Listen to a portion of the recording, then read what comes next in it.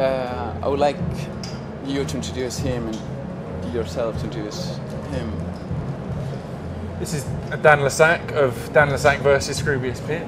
And this is Scroobius Pip of Dan Lassac versus Scroobius Pip. Yeah. How is he? Huh? How is he as a person? He's alright, he snores very loud.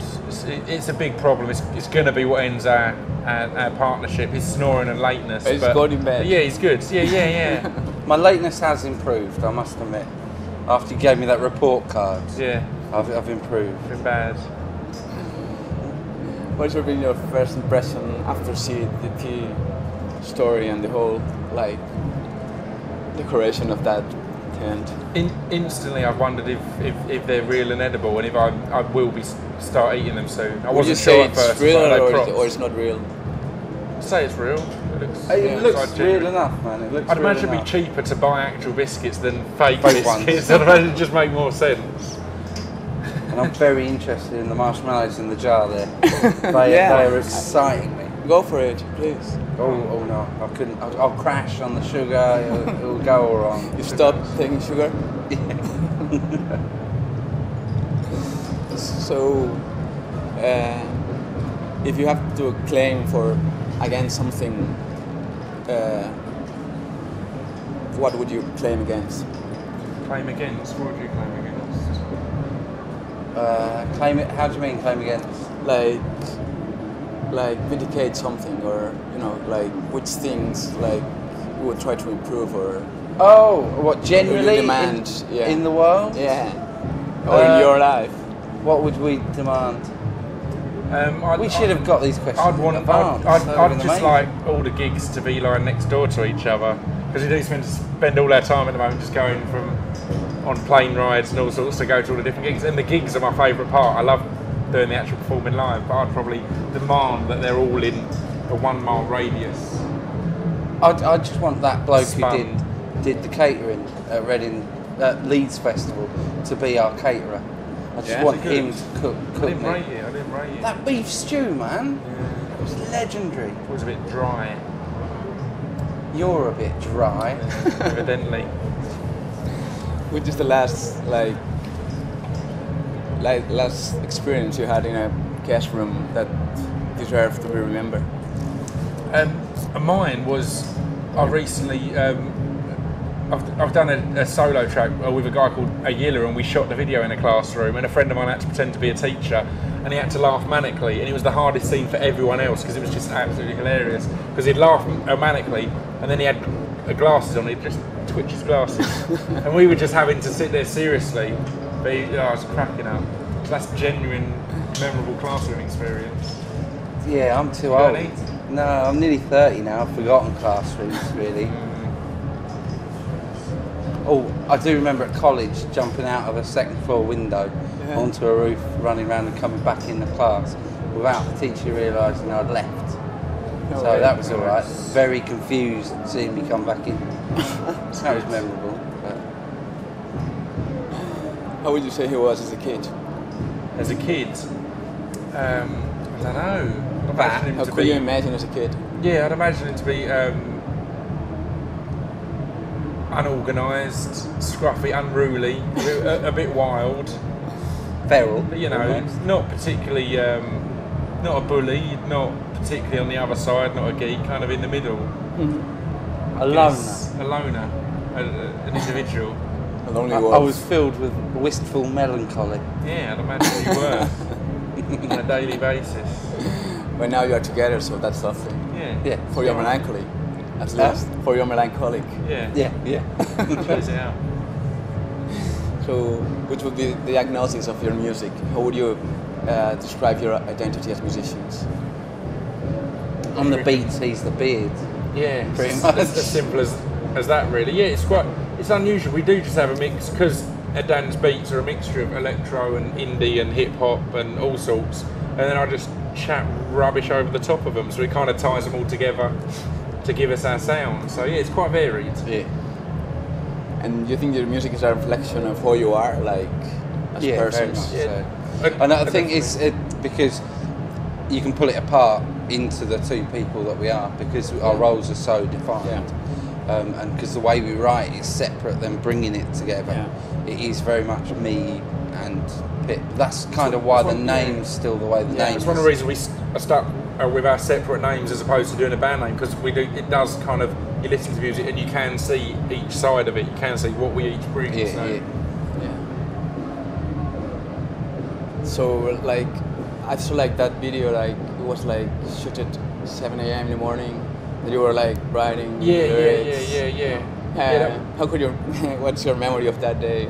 It was a good one because I was that was like the first video I ever did, and a friend was going to shoot it, and I just sat there for ages thinking, I don't know what hat to wear and what suit to wear and how to do a bit and things like that. And I decided to take all pretension out of it. I'd just get a bit drunk the night before and leave a camera charged up beside my bed, and then just go for it.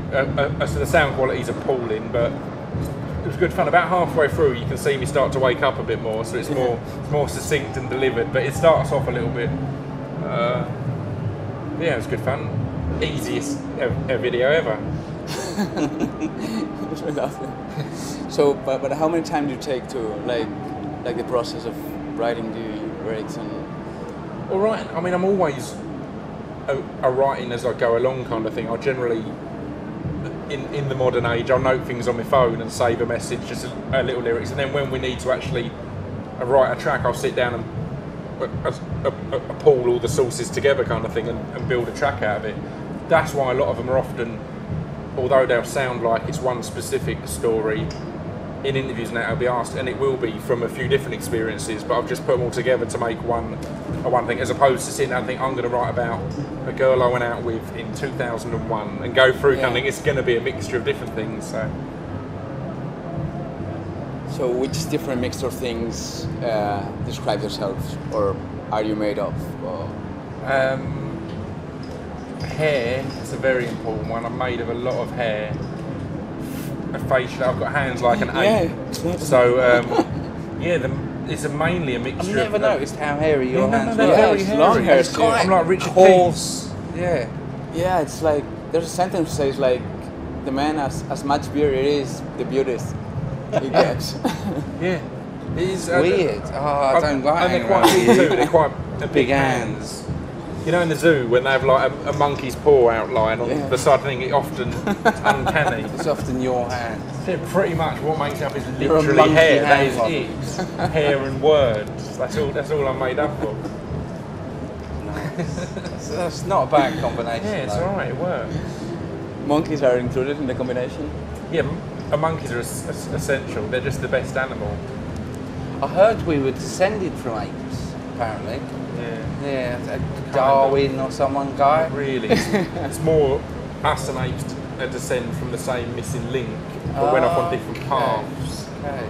So we've descended parallel to apes. Yeah. We've descended. That's it. It's trying to. The whole missing link thing apparently is this one creature that then evolved one way into apes and one way into us. I think the apes won. To be honest, because there's lots of different apes, whereas we've got like 4 different colours of human. Yeah. Whereas they got all sorts of different colours, tails, paws, talons. Dogs are the most varied species. You know that? They're the most varied in size and look and everything. There's no other species that's got as much of a variation of size, colour, big ones are like things, long hair, thin hair. Yeah. But how do you explain that the DNA of a pig is much more closer to the human being than the one of the ape? What weird. You know, where did that pig get our DNA? Someone somewhere has been doing something very wrong. Like the guy who discovered milk from cows. How did he find that out? What was he doing? Who was that guy? I don't know, but I'm glad no one knows, because he was very wrong. We shouldn't remember his name because he's a naughty man. How do you recognize something as wrong or not? That's wrong. Yeah, wrong or not wrong, like, or right. I mean, which makes difference for you? I just ask my mum. Give her a call. If I do this, am I going to get told off? No? Excellent. I think, bizarrely, we're all just inbuilt with a sense of right and wrong, but we just choose to ignore it sometimes. We go, no, that's not really wrong. I'm just making excuses for ourselves, but we know when things are wrong. You can tell. You know You know. You know when you get too drunk before a gig and start getting offensive. I haven't done that for a while. No, it's Been alright, I've been good. If your music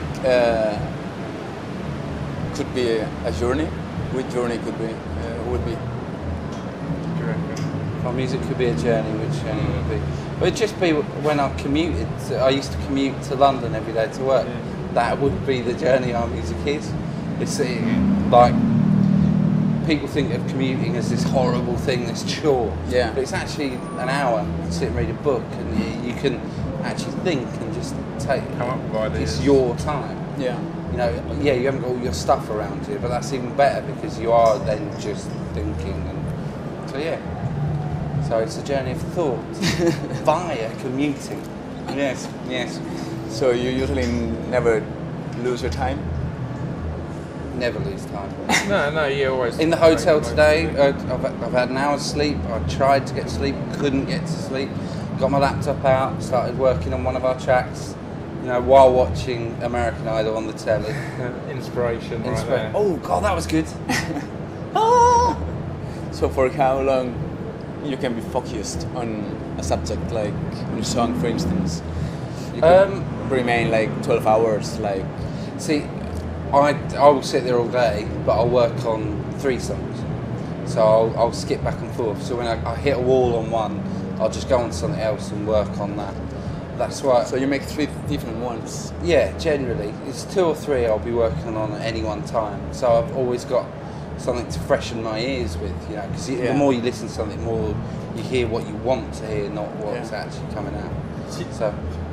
See, I try not to sit down for too long and work on one track, because I think if it's not coming naturally, you shouldn't try and kind of force it or push it. I find if I sit down and start writing a track, it'll be done in 10 minutes because it'll be like bang, bang, bang, really going. If it's not working, then I'll leave it half done and come back to it another time, as opposed to sit there and force it. What you write is pretty much straight from there to paper, whereas exactly. It's the process is kind of different. Yeah, very much.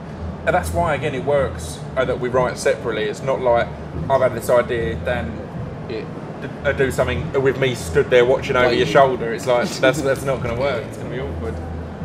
And I think happy surprises come out. Because if he's got an idea of how what he wants it to sound, no matter how well he describes that to me, I am not going to create that. Because it's going to sound like what he's told me, but in my head. So sometimes we come up with things that are better than what either of us originally thought through the fact that I get to just go do it on my own and the same yourself. So you have had the aim of writing a lyric, or writing lyrics? It's like something you would like to do? Me, no. I can hardly speak English. You should see me try to send a text message. I get confused between what's proper English and what's text speak. Caught in these loops. So yeah, fine line now. Fine line. I've written the odd lyric. So who of you is the science? Is the science? I'd say I was the science. Yeah, definitely. A bit of mathematics in there as well. Occasionally economics. I'm the economics of the band. Are you good at economics? No. I'm good at economics. It's all got about a friend incentives. who's great at it. He helps me out if I get confused. Why? What happened? He's got a degree in economics, and he's very, he knows his stuff. If I've got any queries, I'll go to him. I don't think I've had any yet, but you will do. I'll just switch off. So I'll ignore it. Do you plan to have family one day? No. Together? Together, yes. We're going to adopt. They're like Madonna. You see like those hairy faced children. We're going to get one of them because it'd just be. No one would think it wasn't our child. And then like we're going to take a year at a time. 1 year he'll have a big beard like me, and next year we'll give him Dan's sideburns, and then it'll be a year we'll just sway with it. It's going to be good. Yeah. No, I think there's too many people as there is, and my family gene pool's not exactly spectacular anyway. So I'd rather just end the line as quickly as possible. Beginning of a Greek tragedy or something. Yeah. I don't want to have a family with a Dan. I can definitely confirm that. Yeah. And how do you describe your cultural background? Essex. Essex. Yeah, both of us grew up in a little small town in Essex, so there wasn't. For me, I liked living there because it meant you had to travel to London and to Southend and to other places to do anything. Whereas if you got like a lot of my mates who grew up in Basildon or something like that, which is slightly bigger, grew up literally going to the same clubs every week in that area. Whereas I had to go elsewhere because in Stamford there's like 3 pubs and a pool house or something, and that's about it. You got Benny Wong's though. It's a good Thai/Chinese restaurant. Yeah, it's alright. right. So you get like amazed when you get to London, like again, not really. It was like a big show, because it just seems I've been going there ever since I was a kid, because I was going there from quite young. Because my parents are both from London, so family-wise London. So it's not until you go away and come back that you kind of appreciate it in a way. It is just very much a much of a muchness these days, really. But it's great. Yeah, there's a great variation of cultures, and amount of different things to do is ridiculous. So it's good. I'm amazed by hotels at the moment. What? I'm amazed by hotels. Really? Not London, hotels.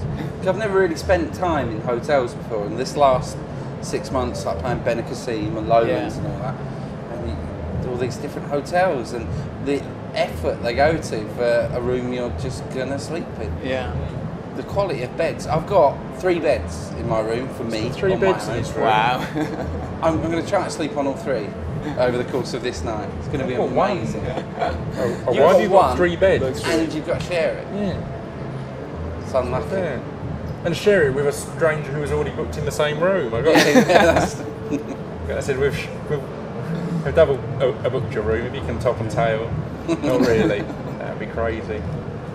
So you think that London is related with your music, like the identity of the city is in your style, in your vibe? Well, sort of, but bits of London identify to different Some rhythms bits of of the music. city. Yeah, because the scenes seem to build up around little areas within London. Yeah. So our sound comes out of a few of those areas, more the places you've played a lot, and then the odd bits that I've played around there. You sort of pick up stuff from around that. Comes together. But I do still think our sound comes out of where we live, you know. Yeah. If you look out of, you are in Stamford and Corringham, the next town along, just look out there and you've got this massive oil refinery, and you know, it's kind of, you look over farmers' land to see an oil refinery. And that's the way our music is. It's got that man-made meets this soft, fluffy, poetic stuff. Yeah. It's alright. Hard, soft. So how would you describe like London right at the moment? It's in a good moment, city. Far away, I'd describe it as. I think it's the same as it's always been. It's always changing and always having its highs and lows. But again, it's the kind of place that just keeps going through. I don't think it'll ever really change much. It has bad things go on, but persists through. There's a poem by a guy called Moose Rock Wonga, who's in a group called Poem in Between People, about London, and he starts it off by asking who the greatest heavyweight a fighter of all time is, and then he talks about Muhammad Ali and that, but then he says no, it's the city of London is the greatest heavyweight of all time because it's been through being burnt to the ground and it's kept going and all that kind of thing. So that's, I don't know if I agree with all of it, but it's a good little good metaphor. So just as an ending, would you pick like one of your lyrics, a sentence or 2 of them, which for you express the concept of endless? The concept of end? Yeah, just... Well, it's an obvious one to me, but the concept of end, surely that would be thou shalt always kill. Thou shalt always kill is quite... But there's also a reprise. As I finally walk away, I say goodbye and good health. As I finally walk away, I wish you all you wish yourself. Wow. It's a nice way to end. Wow. Yeah, well done. Nice. That's it. Cool, Yay! thank you. Cheers. Thank you very much. I need a wee. Mike.